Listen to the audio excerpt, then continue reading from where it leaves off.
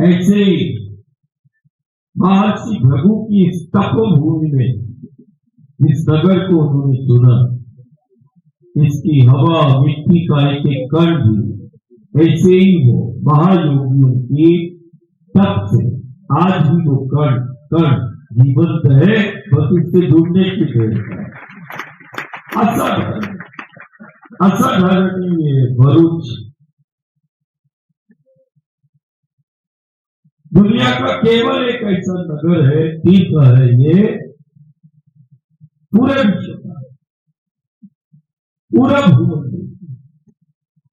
भरूच एक ऐसा नगर, एक ऐसा तीर्थ है, हमने सुना है यमुना के तट पर कृष्ण का बाल लीला हुआ था, लेकिन देश के अंदर विश्व का एकमात्र ये भरूच ऐसा जिला है जहां शिव ने बाल लीला की है। ये शिव की बाल लीला का केंद्र है, शंकर की बाल लीला, जहां शंकर बालक के रूप में मिलता है और लीला करता है। और लीला यदि हुई है, लीला बोध कराती है, गुरु की हो, गोविंद की हो या शिव शंकर की हो, लीला आज भी हो रही है।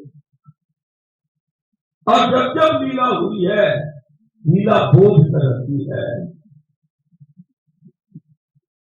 लीला मूलाधार शक्तियों का परिचय कराती है, जिससे जीव जगत और ब्रह्मांड का संचालन हो रहा है, या जिससे ये जीव जगत का अस्तित्व है। उन शक्तियों के लिए वो बारंबार आता है। शक्ति जो हमारा अस्तित्व है, शक्ति जो हमारा आधार है, और दुनिया में केवल अपनी है जो शक्ति को हम बाप के रूप में हम पूछते हैं, मानते हैं और आराधना करते हैं। शक्ति आराधना करते हैं और हम धन्य हैं। ये देवभूमि भारत में जन्मा एक धन्य है जो इस देवधरा भारत के रूप पर जन्म है। कारण ये भूमि, ये वो धरा है जहां शक्तियां प्रत्यक्ष प्रकट होती है। हमने शक्तियों को प्रत्यक्ष हमने पाया है। जिसने भी इस देवधरा भारत में जन्म लिया, जन्म के साथ ही उसको शक्तियों का सानिध्य प्राप्त होता है। ये वो देवधरा भारत है जहां जन्म के साथ ही शक्तियों का सानिध्य प्राप्त होता है। आज आवश्यकता है और दुनिया हमारी ओर देख रही है। क्या है इस भारत के पास?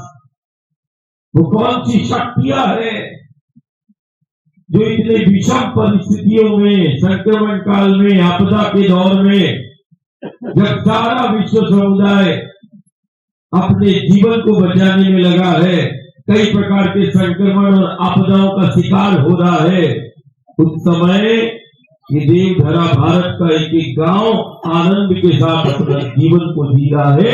दुनिया विचार कर रही है क्या है इसके पास, वो कौन सी शक्तियां हैं जो इन्हें भयमुक्त जीवन प्रदान करती है, और इस देवधरा भारत के पास वो कौन सी शक्तियां हैं जो इन्हें सुरक्षा प्रदान करती है।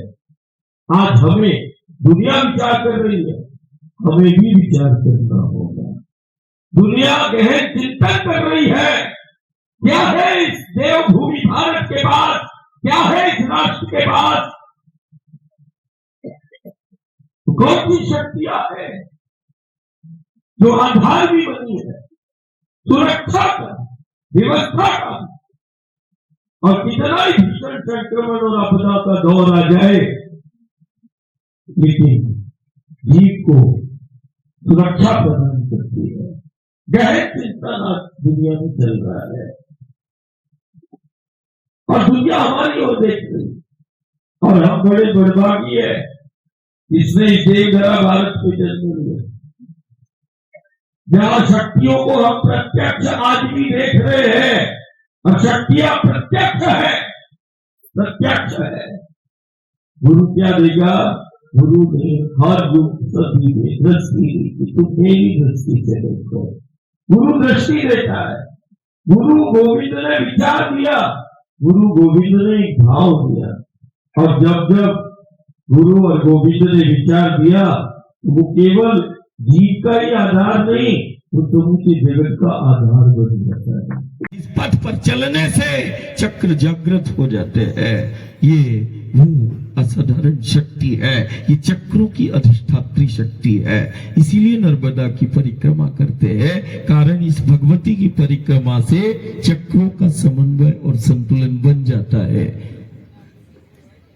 चक्र जागृत हो जाते हैं। चक्रों को जागृत करने के लिए बहुत सारी विधियां हैं, ध्यान है, साधना है, लेकिन सबसे सहज दुनिया के अंदर यदि चक्रों को जागृत करने की साधना है तो वो परिक्रमा है, नर्मदा परिक्रमा है। चक्रों को जागृत करने का या चक्रों का समन्वय संतुलन का बनाने का यदि कोई सहज योग है दुनिया के अंदर तो वो केवल नर्मदा परिक्रमा है। ये साधना चक्रों को जागृत करती है। नर्मदा मैया की परिक्रमा चक्रों को जागृत करती है, चक्र का समन्वय संतुलन को बनाती है। नर्मदा मैया की परिक्रमा एक ऐसी साधना है जो देवत्व को प्रकट करती है। जैसे लकड़ी में अग्नि छिपी वैसे तुम्हारे अंदर वो देव छिपा है। ये साधना उस देवत्व को प्रकट करती है। ये साधना नर्मदा मैया की परिक्रमा एक ऐसी साधना है जो जीना सिखाती है।